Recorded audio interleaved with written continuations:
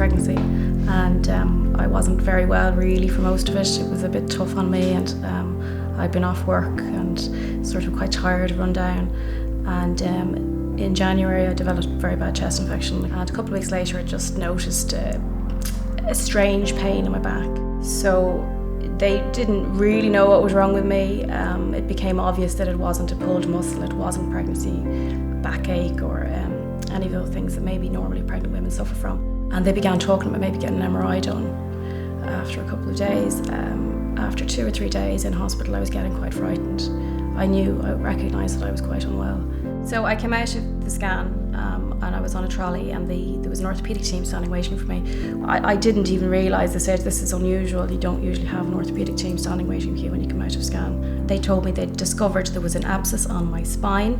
Again, it meant very little to me, but what it actually was it was a collection of infected fluid around my spinal cord in my epidural space, and this was compressing on my spinal cord, which was obviously the cause of all the severe pain I was in.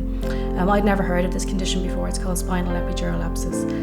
I didn't understand the severity of it. I didn't understand that I was rapidly heading for paralysis, and the next stage would be death. So the doctors thought they were going to have to do surgery, but in order to do this, they were going to have to end my pregnancy. This terrified me, but it would have, if it was necessary, this would have saved my life, but it also would have saved my mobility. I was so unwell, and I was I'm so distressed, I actually forgot I was pregnant. Then I began to feel guilty, thinking I'd completely forgotten about my baby. The priority was me. The doctors were very concerned for me.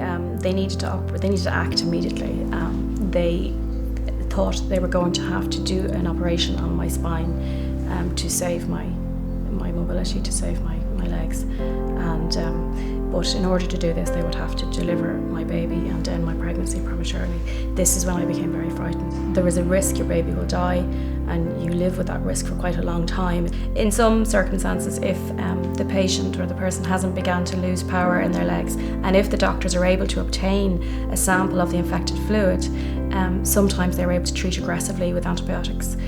Fortunately for me, they were able to obtain a specimen of this, the bacteria that was causing my infection from my spine, and they were able to identify the bacteria that was causing the infection, and so therefore they could treat it with antibiotics.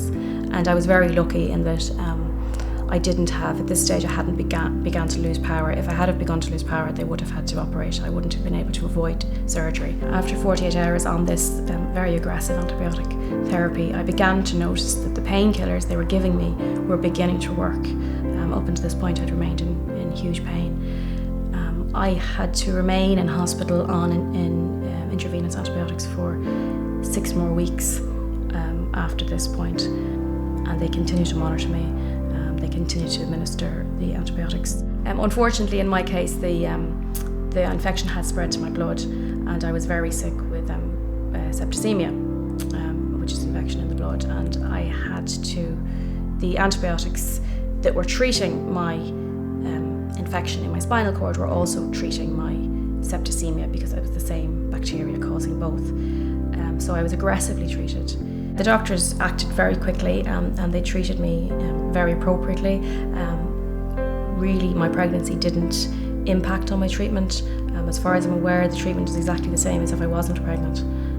I never felt that I was being treated differently because I was pregnant. As a nurse who's trained in intensive care and has worked in intensive care, I would recognise septicemia to be extremely serious and life-threatening, and I have seen people die, young, healthy people die from septicemia. So, yeah, I was concerned for myself. My first day of treatment, I remember a doctor coming in to me and telling me how lucky I was that I'd very narrowly escaped being paralysed, and I'd come maybe 12 hours within death. This was a shock to me. I think we all think we're invincible. Even when we understand conditions, we still think they don't really apply to us. After the 6 weeks of antibiotic therapy, they were very, very specific. I had to have exactly the 6 weeks. They wouldn't give me a day or two, and then I went into labour.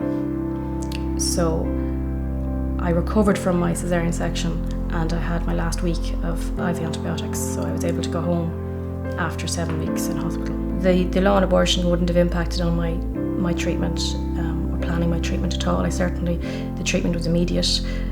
The discussions didn't ever pertain to the law on abortion. I wouldn't have even been conscious of it, I wouldn't have thought about it.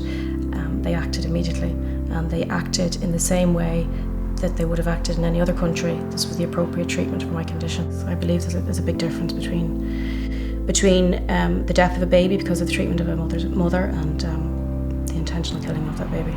Had my baby died as a result of my treatment because of my ill health during this pregnancy, I think I would be very upset and very offended if my baby's death was included in abortion statistics, because I believe that it wouldn't have been an abortion. Because I think if women lose a baby because of their ill health, I'm sure that their treatment being labelled an abortion can be quite upsetting for them. Having had 5 pregnancies in Ireland and 2 premature babies, one baby being very ill and very premature, and myself being very ill in one of my pregnancies, my overall experience has been very positive with maternity services in Ireland, and today I have 5 healthy children.